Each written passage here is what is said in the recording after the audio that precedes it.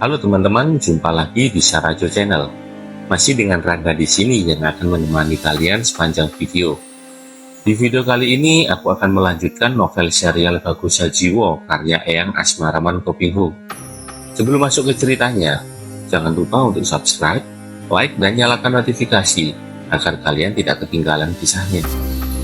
Di part sebelumnya, telah sampai di mana Bagus Sajiwo kecil yang diculik oleh Wiku Menak Koncar diselamatkan oleh Ki Ageng Mahendra yang sakti mandraguna, dan terjadilah pertarungan antara Ki Ageng Mahendra dengan Wiku Menak Koncar. Oke, langsung saja kita masuk ke part yang kedua dari novel Bagus Sajiwo.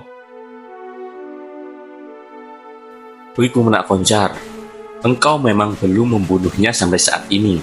Akan tetapi kenapa engkau menculik dan melarikannya? Bukan urusanmu, Ki Ageng Mahendra. Engkau tidak perlu mencampuri urusan orang lain, Wiku Menak Koncar berseru marah. Memang tadinya bukan urusanku, akan tetapi setelah melihat anak ini membutuhkan pertolongan dan melihat engkau hendak memperkosa kebebasannya, itu menjadi urusanku, karena aku harus menolongnya dan harus mencegah engkau bertindak jahat. Ki Ageng Mahendra, dia ini adalah anak suami istri yang menjadi musuh bebuyutanku, karena mereka telah membunuh saudara-saudara seperguruanku. Untuk membalas dendam itu, aku menculik anak mereka untuk kugembleng dengan aji-aji kesaktian, agar kelak anak ini mewakili aku membalas dendam dan membunuh orang tuanya sendiri. Duh Gusti, semoga diampuni kesesatan Wiku ini, Ki Ageng Mahendra berseru. Wiku Menak Koncar, engkau berurusan dengan orang tuanya. Mengapa engkau mengganggu anaknya? Bereskan saja urusanmu dengan orang tuanya, dan jangan ganggu anak yang tidak tahu apa-apa ini. Eyang, teriak anak yang bernama Bagus Sajiwo itu. Mana berani dia melawan ayah ibuku? Kalau dia berani, tentu dia sudah mati, tidak kuat menandingi ayah ibuku yang sakti mandraguna. Ki Ageng Mahendra, tidak perlu engkau mencampuri urusan pribadiku. Serahkan anak itu atau terpaksa aku tidak menghormati orang tua dan akan menggunakan kekerasan. Ki Ageng Mahendra memandang dan tersenyum. Aku tidak akan menghalangi anak ini kalau dia dengan sukarela mau ikut denganmu. Akan tetapi, kalau dia tidak mau dan engkau hendak memaksanya, terpaksa aku akan melindunginya dan menghalangimu melakukan kejahatan. Kepala tua bangka, bosan hidup, bentak Wiku Menak Koncar. Dia sudah mengembangkan kedua tangan ke kanan dan ke kiri. Jari-jarinya bergetar sehingga buku-buku jarinya mengeluarkan suara bergerotokan. Kemudian dia membawa kedua tangannya ke depan dada, lalu mendorong ke depan. Angin yang kuat menyambar dahsyat ke arah kakek tua rentah itu. Ajian Bayu Bajra! Berbareng dengan bentakan itu, angin menyambut hebat, membawa hawa panas sekali ke arah tubuh Ki Ageng Mahendra.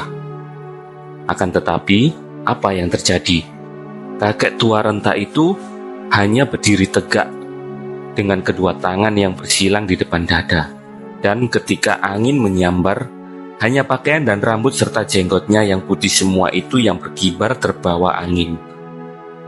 Tubuhnya sama sekali tidak bergeming, seolah sebuah batu karang tertiup angin. Sampai 3 kali Wiku Menak Koncar menyerang dengan aji Bayu Bajra, namun tanpa hasil sama sekali. Padahal biasanya, biarpun ada 10 orang yang di depannya, kalau dia menyerang dengan ajian itu, 10 orang itu akan berpelantingan tidak kuat menahan sapuan angin yang dahsyat, bahkan terluka di sebelah dalam tubuhnya oleh daya pukulan dari ajian itu. Akan tetapi, kakek tua renta ini yang tampaknya tidak melawan sama sekali, sedikit pun tidak terpengaruh oleh aji pukulannya yang dahsyat. Kalau saja Wiku Menak Koncar bukan orang yang tinggi hati dan suka mengunggulkan kepandaiannya sendiri, serangan pertama bertubi-tubi yang sama sekali tidak membawa hasil itu tentu telah cukup membuka matanya bahwa dia berhadapan dengan lawan yang jauh lebih tinggi kepandaiannya. Akan tetapi, dia seorang yang biasa memandang rendah orang lain, maka kegagalannya itu tidak membuat dia jera, melainkan membuat dia merasa penasaran dan menjadi semakin marah dan nekat. "Tua Bangga Keparat, sambutlah seranganku ini, Ajinandaka Kroda." Kedua tangannya kini meluncur seperti sepasang tanduk, menghantam ke arah dada kakek tua renta yang kurus itu. Akan tetapi, kakek kurus itu sama sekali tidak menangkis atau mengelak. Dan pukulan kedua tangan itu tepat sekali mengenai dadanya. Namun, sungguh aneh sekali, yang dipukul sama sekali tidak roboh. Bahkan, tubuh tinggi kurus itu hanya bergoyang-goyang seperti batang pohon tertiup angin. Akan tetapi Wiku Menak Koncar sendiri terpelanting ke belakang, seperti terdorong oleh kekuatan yang tidak tampak, dan dia terjengkang lalu terbaring ke atas tanah. Dasar orang yang tak tahu diri. Peristiwa ini pun masih belum membuat dia merasa jera. Kini dia melompat bangun kembali dan sudah mencabut senjata ruyung yang tadinya tergantung di pinggangnya. Senjata itu tampak menyeramkan sekali, mengkilap hitam saking kerasnya. Dengan senjata ini di tangan kanan, Wiku Menak Koncar lalu menerjang maju dan menghantam senjata ruyungnya ke arah kepala Ki Ageng Mahendra. Melihat kenekatan ini, tahulah Ki Ageng Mahendra bahwa Wiku Menak Koncar adalah seorang yang nekat, dan selain mengagungkan kekuatannya sendiri, orang seperti ini kalau tidak diberi hajaran keras tidak akan mau menyadari bahwa di dunia ini tidak ada yang tak tertandingi. Yang paling kuat, paling tinggi, paling berkuasa, paling hebat dan tak dapat dibandingkan dengan apapun hanyalah Gusti Allah. Biarlah Wiku ini menyadari bahwa kalau ada yang tinggi, tentu ada yang lebih tinggi. Kalau ada yang pandai, tentu ada yang lebih pandai. Kesadaran ini akan dapat menghapus kesombongan yang kosong. Ketika ruyung itu menyambar dengan dahsyatnya ke arah kepalanya, Ki Ageng Mahendra memiringkan tubuhnya, dan ketika ruyung itu meluncur lewat, dia menggunakan tangan kirinya menangkap ruyung itu dari samping, lalu menarik dan mendorong. Wiku Menak Koncar yang sudah terdorong oleh kekuatan pukulan ruyungnya, kini ditambah dorongan yang amat kuat dari Ki Ageng Mahendra. Tak dapat menghindarkan lagi tubuhnya terdorong ke depan, terbanting dan terguling-guling bersama ruyungnya, sehingga tak dapat dihindarkan lagi beberapa kali tubuhnya terkena hantaman ruyungnya sendiri. Ini barulah Wiku Menak Koncar menyadari bahwa dia sama sekali tidak mampu mengimbangi kesaktian kakek tua renta itu, dan kalau dia tetap nekat melawan, akhirnya tentu dia yang akan roboh dan mungkin tewas. Tanpa malu-malu lagi, dia mengambil keputusan untuk melarikan diri. Akan tetapi, dasar wataknya yang dipenuhi hawa nafsu daya rendah. Melihat usahanya untuk membuat Bagus Sajiwo kelak memusuhi orang tuanya sendiri gagal, timbul kebenciannya dan timbul keinginannya untuk membunuh anak itu sebelum dia melarikan diri. Ketika akhirnya Wiku Menak Koncar dapat melompat bangun, tiba-tiba Datuk Belambangan itu mengirim pukulan jarak jauh ke arah Bagus Sajiwo. Angin yang kuat dan panas menerpa ke arah Bagus Sajiwo. Akan tetapi sebelum daya serangan itu mengenai tubuh Bagus Sajiwo, tiba-tiba ada angin bertiup dari samping dan bagaikan sehelai daun kering, tubuh anak itu terhempas dan seperti diterbangkan ke samping sehingga terhindar dari daya serangan Wiku Menak Koncar. Datuk Belambangan ini terkejut bukan main, dan maklumlah dia bahwa kalau dia nekat melanjutkan serangan, akhirnya dia sendiri yang akan celaka. Maka dia lalu melarikan diri meninggalkan tempat itu. Bagus Sajiwo yang berusia 6 tahun itu adalah putra seorang pendekar sakti. Maka sejak kecil dia sudah pandai membawa diri. Dia mengerti bahwa nyawanya diselamatkan kakek tua renta itu. Maka setelah penculiknya melarikan diri, dia lalu menghampiri Ki Ageng Mahendra dan segera menjatuhkan diri berlutut dan menyembah dengan hormat. Eyang, Eyang telah menolong saya. Budi kebaikan Eyang tidak akan saya lupakan dan kelak saya akan membalasnya. Ucapan yang dikeluarkan dengan lagak gagah ini membuat Ki Ageng Mahendra tertawa. Dia memegang pundak anak yang bernama Bagus Sajiwo itu lalu berkata, "Anak yang baik, engkau bangkit dan duduklah di sini." Kakek itu mengajak Bagus Sajiwo duduk di atas sebuah batu. "Nah, sekarang ceritakan siapa dirimu dan siapa pula orang tuamu." "Nama saya Bagus Sajiwo, Eyang. Ayah dan ibu saya tinggal di lereng Gunung Kawi. Mereka adalah orang-orang terkenal, Eyang. Keduanya adalah pendekar-pendekar yang sakti mandraguna. Ayah saya bernama Ki Tejo Manik dan ibu saya bernama Nyi Retno Susilo. Mereka berdua sejak muda telah menjadi pendekar-pendekar yang setia membantu Mataram, sehingga mendapat penghargaan dari Gusti Sultan Agung. Demikianlah menurut cerita ayah ibu kepada saya."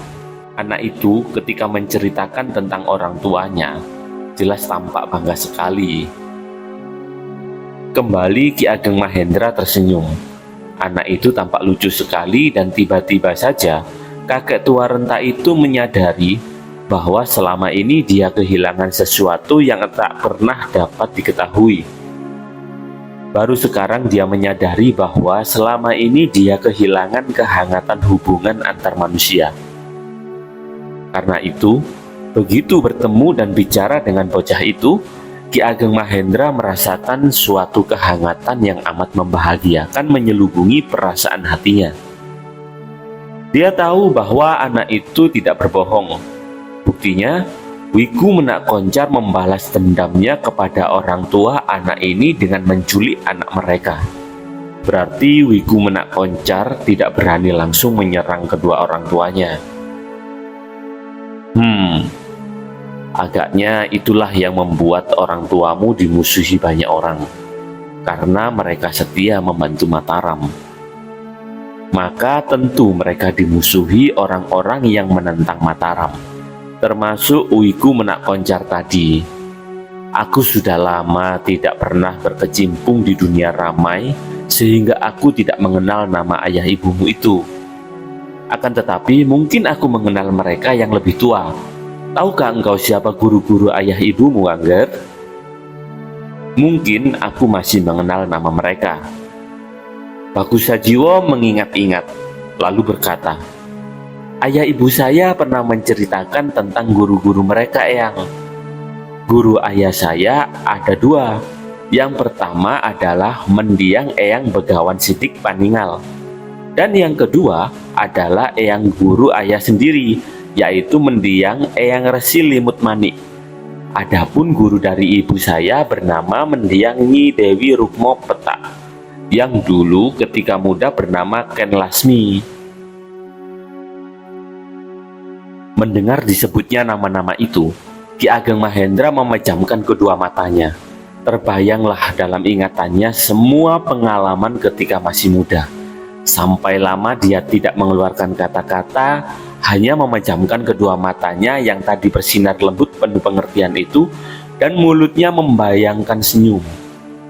Melihat kakek itu sampai lama tidak berkata-kata, Bagus Sajiwo bertanya, "Eyang, apakah Eyang mengenal nama-nama itu?" Kakek itu membuka kedua matanya, memandang kepada Bagus Sajiwo dan tertawa gembira. "Mengenal mereka? Tentu saja aku mengenal mereka dengan amat baiknya, Bagus. Mendiang Resi Limut Manik itu adalah kakak seperguruanku sendiri. Jadi, mendiang Begawan Sidik Paningal itu adalah keponakan muridku sendiri." "Wah!" anak itu berseru kaget dan bergembira. "Kalau begitu, saya masih buyut murid Eyang sendiri." "Begitulah, Angger. Agaknya memang sudah menjadi kehendak Gusti Allah yang mempertemukan kita berdua di sini. Eyang, apakah Eyang juga mengenal Eyang Guru Nyi Dewi Rukmo Petak?" tanya Bagus Hajiwo. Kakek itu mengangguk dan menghela nafas panjang. Diam-diam dia merasa heran. Bagaimana murid Begawan Sidik Paningal dapat berjodoh dengan seorang murid wanita sesat seperti Nyi Dewi Rukma Petak. Akan tetapi dia merasa yakin bahwa jodoh ditentukan oleh Gusti Allah. Dan belum tentu murid seorang sesat menjadi jahat pula. Seperti juga murid seorang budiman belum tentu selalu baik seperti gurunya.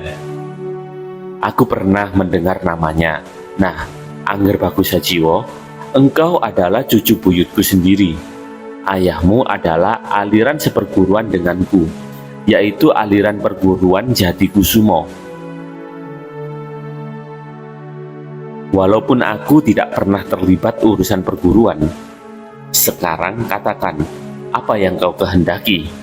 Apakah engkau ingin aku mengantarmu pulang ke lereng Gunung Kawi? Kembali kepada orang tuamu. Setelah berkata demikian, kakek itu memandang kepada anak itu dengan alis berkerut. Perasaannya yang amat peka itu merasakan sesuatu yang membuat dia mengerutkan alisnya.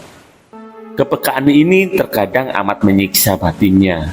Dia merasakan betapa awan gelap membayangi kehidupan anak ini dan orang tuanya. Akan tetapi dia tahu bahwa apapun yang terjadi, terjadilah sesuai dengan kehendak Tuhan. Dan dia sebagai seorang manusia tidak berdaya mengubahnya. Manusia wajib berusaha, namun Tuhan jua yang menentukan hasilnya.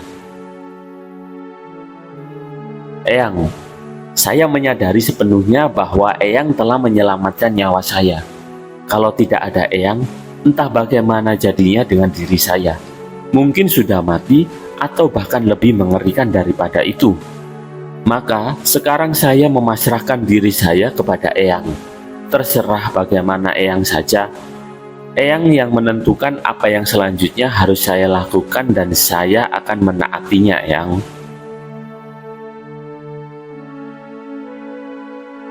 Perasaan lega dan bahagia memenuhi hati kakek itu.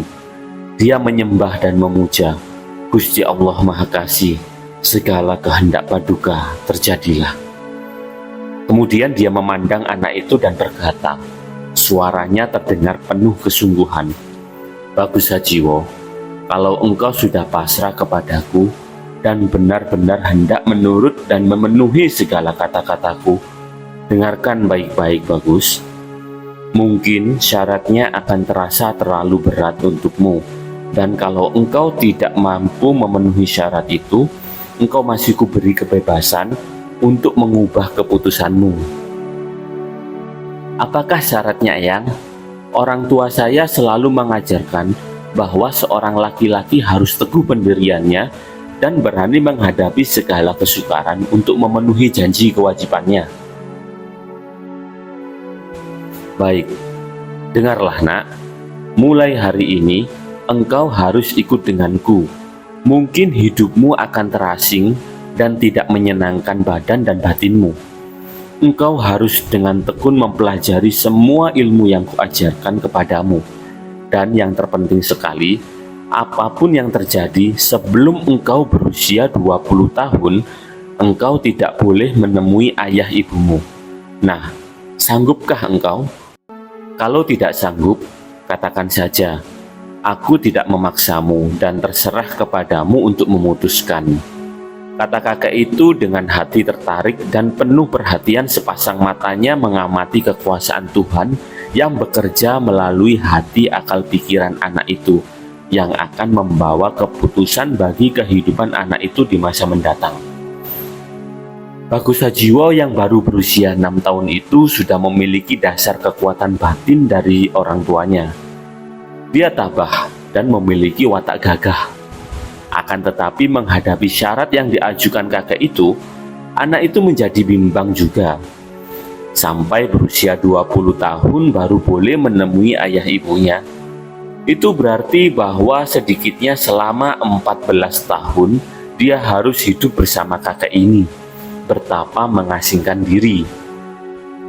Melihat anak itu bimbang, Ki Ageng Mahendra melanjutkan, Bagus Hajiwo, Ada tambahan untuk syarat itu, ialah bahwa engkau sama sekali tidak boleh bertanya, mengapa aku mengadakan syarat sampai engkau berusia 20 tahun itu. Bertanya pun tidak akan dapat kujawab. Hanya tinggal dua pilihan bagimu, menerima syarat itu dan ikut denganku, atau kau kutolak dan engkau akan kuantarkan pulang ke rumah orang tuamu. Sungguh merasa semakin berat syarat itu bagi Bagus Sajiwo. Syarat pertama saja sudah berat. Ditambah lagi dia tidak boleh bertanya mengapa sebabnya. Dia tidak boleh bertemu orang tuanya sebelum berusia 20 tahun. Berbagai penderitaan batin akan dia alami sebagai akibat syarat itu. Pertama, dia tentu akan merasa rindu kepada orang tuanya, terutama kepada ibunya yang memanjakannya. Kedua, ayah ibunya tentu akan menjadi bingung, akan mencarinya, dan kalau sampai 14 tahun lamanya tidak dapat menemukannya, mungkin mereka akan menganggap dia sudah mati. Akan tetapi, sebaliknya, kalau dia menerima syarat itu, ada dua hal yang baik dan menyenangkan. Pertama, dia dapat membalas budi kebaikan kakek yang telah menyelamatkan nyawanya itu. Kedua, dia akan dapat mempelajari ilmu-ilmu yang hebat dari kakek yang masih merupakan paman buyut gurunya sendiri, yang tentu memiliki tingkat kepandaian yang amat hebat, jauh lebih hebat dari tingkat kedua orang tuanya. Dia harus memilih dan mengambil keputusan dengan tegas.